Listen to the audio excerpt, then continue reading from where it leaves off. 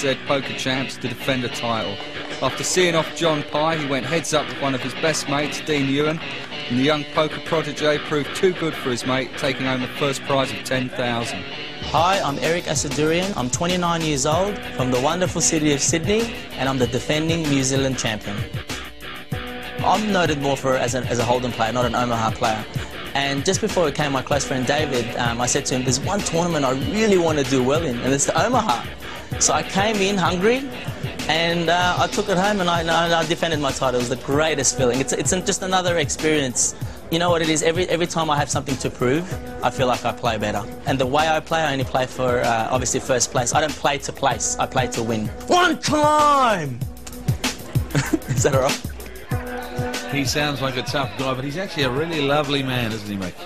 He is, unless you're playing poker with him. Back to the action. Tony Hachem still counting his chips. Pocket queens for David Borg. He's picked up some monsters tonight. Another fantastic hand.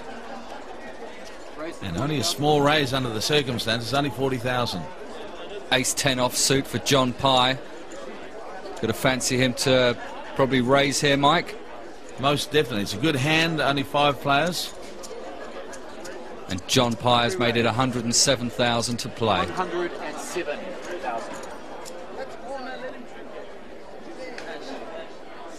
David Borg having a quick look there to see how much he's up against and has asked for a count. John can see the writing on the wall the way he threw his head back there. David Borg's put him all in, Mike. You've got to go too. You've got to go, Mick. He's now short stack. He's practically committed half his stack. If it's me, I'm all in and just see how the cards fall. Can't. Oh, he's let it go. John Pye gives it up, along with around 40% of his stack. That was a great laydown, Mick. John Pye didn't want to put his tournament life on the line that time. At the end of the day, that was a great laydown. He was 70-30 against had he committed all his chips. And we're back into the next hand now. Martin Cardno's picked up pocket kings. That's a fantastic hand, Mick, and if it was me, I'd be making a small raise, hoping to draw some of the other players in. What do you think? It's the second best hand in No Limit Hold'em, pre-flop. If an ace comes down on the flop, his hand isn't worth much anymore. So I think he'll be looking to take this hand down as soon as possible. And you're absolutely right as he pushes all in. Borg and Pye have thrown away, and Megino. Only the hash left to act.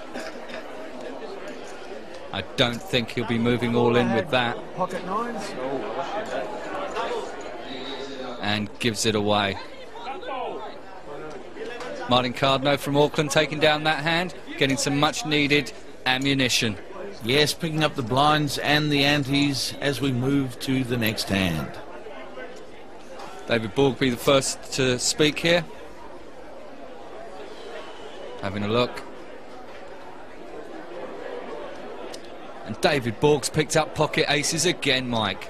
Unbelievable. He's been getting some fantastic hands all day. Let's see if he can make it pay.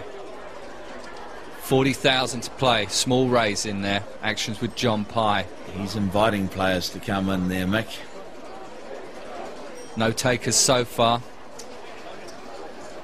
Action with a hash. Gives it up. Just Martin Cardno. And he shows his pocket aces. John Pye having a great laugh. Let's learn some more about our chip leader, David Borg. Hi, my name's David Borg, 33 years old. I'm from Sydney, Australia. My favourite hand pocket twos. I picked them up in the small blind and I raised, and the big blind re-raised with ace queen.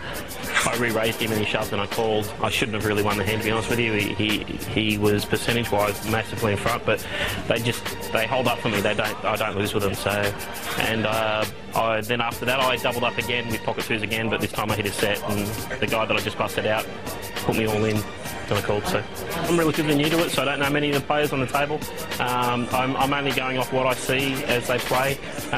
You know, obviously someone who's made that far must know what they're doing, so I'm just treading very warily, and I've got the big stack at the moment, and I just don't want to push it around. I'm just going to, you know, wait for my premium hands, and that's it.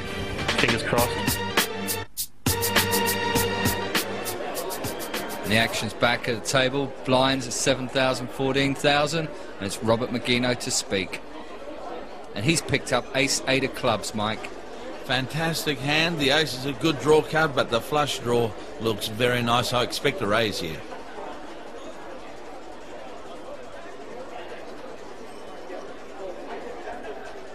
And indeed, he's made it 52,000 to play. So still inviting some action, Mick. And Tony Hashem's picked up pocket aces. I think he's going to get his wish.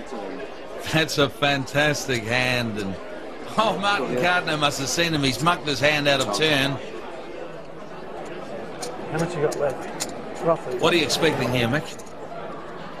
Judging by what the Hash says, he's asking how much he's got left. He might just put him all in straight away. I'm all in. You're all in? And he has. Tony Hashem has moved all in. Some big decisions to make, not only for the other players, but for Megino. His tournament life's on the line here, Mick. Oh, and he's pushed all in, and he is in for the shock of his life. This is going to be tough to beat. The flop, 3-3-6. Runner for the flush. Oh, he's got the flush draw. He's got a possibility on the river here, a flush. The river, king of spades, Robert Megino from Auckland is eliminated in 5th place. Fantastic player, fantastic tournament for Robert. He's pretty happy with the result. Had some really bad beats in this tournament. Well, he certainly won't forget the runner flush that Tony Hashem took him down with, and unfortunately he couldn't do the same back to Tony on that occasion. Tell me about your last hand.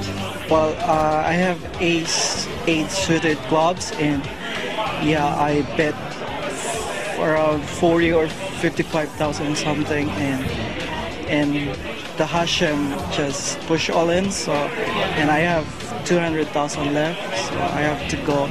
And yeah, just unlucky. Feel terrible about it. But it's my first time, so it's a good experience.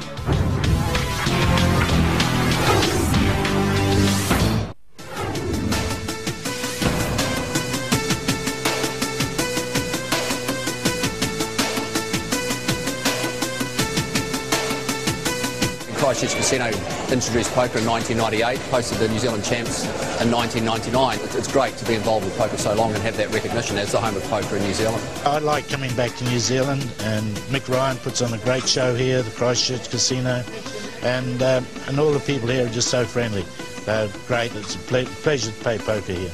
It's an event that I always mark on my calendar as soon as I know what the dates are. I just really enjoy the structure and the friendliness of the people around here. When the players that do come here, they go back to wherever they came from and they remember it. And I mean, word of mouth is probably the best advertising we can get. And when they come here, they have that great time, great experience, great staff, the structure of the tournament, the prize money, which is growing. I think 3 of the events were sold out well in weeks in advance, so there were waiting lists for events. I mean, that attracts people in itself. Obviously, if there's a waiting list, it must be good. I want to get in on that, and it's something that we are constantly trying to build on. Best tournament in the world, best people running the tournament in the world, in the best casino in the world. Christchurch Casino, the hospitality here is unbelievable. There's never a no. There's never a no. And